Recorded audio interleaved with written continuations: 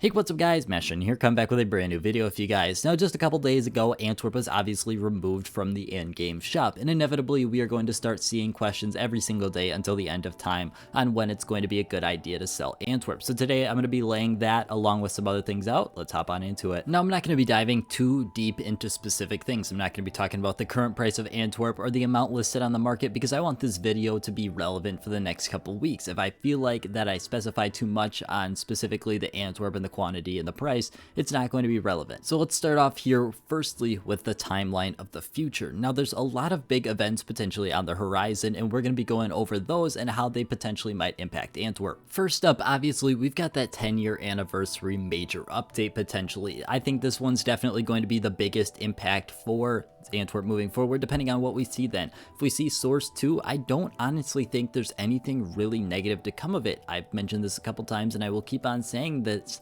that Source 2 is probably the best case scenario for Antwerp and might potentially bring in more players to the game, but not even that, it's not negatively going to impact Antwerp, whereas these other things definitely have the possibility to do so. And on the flip side of that, if we don't receive Source 2, there is the potential for maybe an operation during this time. This I've mentioned a couple times as well. It's not going to go over well for Antwerp. Antwerp is the most liquid thing on the market. It's the most liquid thing in the game other than maybe the Prisma 2 case, and at this point I would still stick with Antwerp. I don't specifically think that it's going to have a terrible impact, but short term it's going to leave its mark, and long term you're definitely going to see a lot slower growth. The other thing that's a lot more interesting on the upcoming days is going to be IEM Rio 2022, the second CSGO major of the year, and this one is actually very important, and I'm going to let you know why. Not only do we have the stickers that are potentially going to be making or breaking the actual Antwerp investment depending on how they look, but it all comes down to the fact that I think Antwerp went very poorly for CSGO and the amount of capsules they wanted to sell.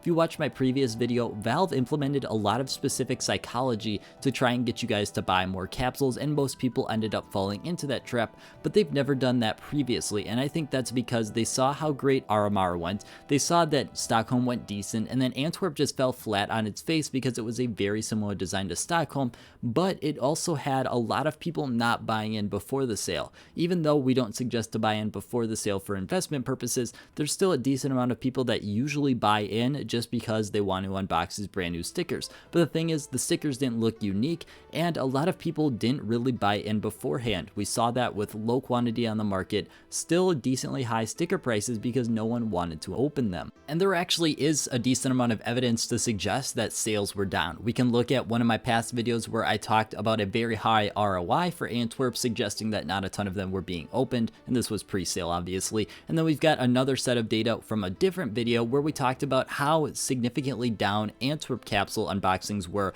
compared to Stockholm pre-sale. You can see here, this is the Chinese data, but it is still very relevant. Even though obviously everything isn't a one-to-one conversion and it's not crystal clear what's happened between Antwerp and Stockholm, I definitely believe that sales were down for Antwerp compared to Stockholm. Everything just lines up too perfectly, and it's too coincidental for it not to be that Antwerp was down in sales and Valve was doing everything they could to try and push it to mark up the true value of it. And then we get into the two big topics I believe are the meat of this video. First up, we got to talk about the oversupply situation with Antwerp. Now I put up a poll that suggested about 65% of my viewers bought between 0 and 200 capsules. Now there's obviously a lot of bias that goes into this. Obviously these people had to specifically be willing to give up that information. They could have lied. A lot of different things go into it, but judging by this poll here, we can definitely tell that the majority of people either invested very small or very large, and that's generally speaking what we see a lot with majors. We see people who are very hesitant to put in a lot of money, and we see people who dump in thousands of dollars. Me personally, I picked up around 2,700 capsules, and you can see the breakdown here. It was also listed in my Antwerp has been removed video. Now honestly at this point we can't really speak too much about the oversupply. It really comes down to the demand that Antwerp is going to have specifically after this hype period ends, because this is a hype period. We're definitely going to see it fall off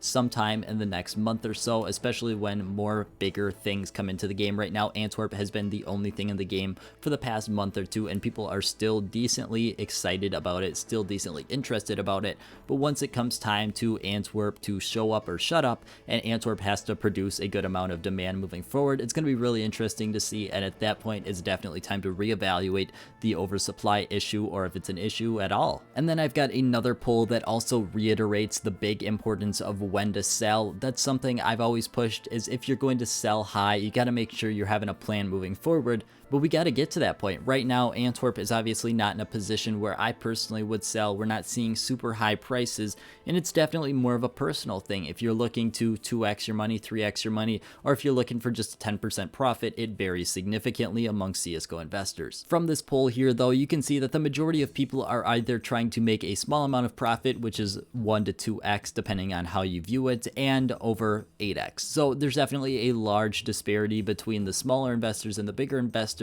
And there might be one specific capsule that goes on to 8x in price, kind of like we saw with Stockholm, and the rest of them kind of fizzle out. That's not something I would say is unexpected, especially since we've seen a lot of interest in that Rocks Hollow compared to the rest of them. And the Rocks Hollow obviously comes from a specific capsule, and that's what I mean would be most likely the capsule to take off, but you never really know. And then the last thing I want to get into is specific sticker investing. Now this is something I never really deal with because I think it's definitely a lot more risky, and generally speaking it requires a lot more time to be put in than just buying up a straight up capsule. Personally, I like to buy the straight up capsule, know exactly what I'm going to have moving forward, because specific sticker investing, well, the entire capsule may go up, your sticker might go down. It's very volatile, it's extremely dangerous depending on what sticker you buy and what price point you buy in at, and something like the Rocks Hollow is a great example of it, because you can see just how volatile this sticker is, going up and down very quickly. The thing is, there's definitely going to be a significant amount of profit to be made, and there are going to be some specific stickers that end up making more profit than if you just straight up bought the capsule.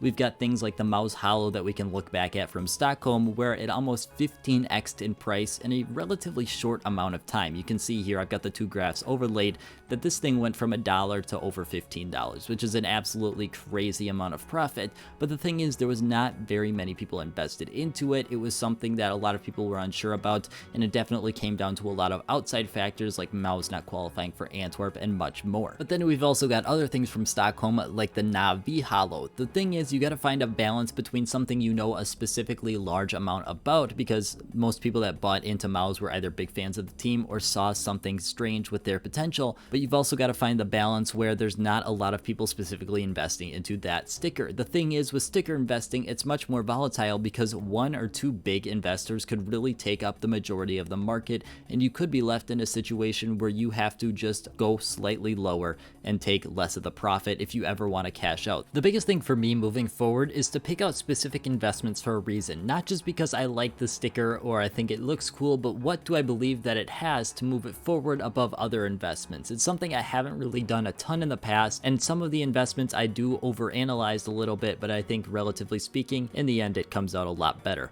But as always guys, I want to thank you guys so much for watching, and I hope you have a great rest of your day.